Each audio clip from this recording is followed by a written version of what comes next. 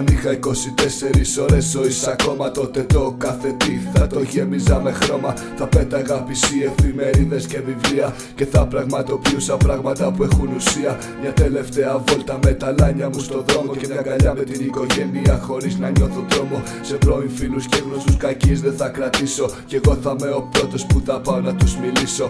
Δεν ξεχνάω, εκτιμάω όσα μου έχουν δώσει. Χαλάλη σε αυτούς που το μαχαίρι στην πλάτη μου έχουν χώσει. Στην κοπελιά αυτή που αγάπησα έστω για λίγο, μερικά λόγια θέλω να της πω προτού να φύγω. Θέλω να της πω πως υποσχέσεις δεν κρατάνε. Οι άνθρωποι υπόσχονται και ύστερα ξεχνάνε. 10 ώρες απομένουν ώσπου να εξαφανιστώ. Όσο είμαι ζωντανός σε ένα θαύμα ευελπιστώ.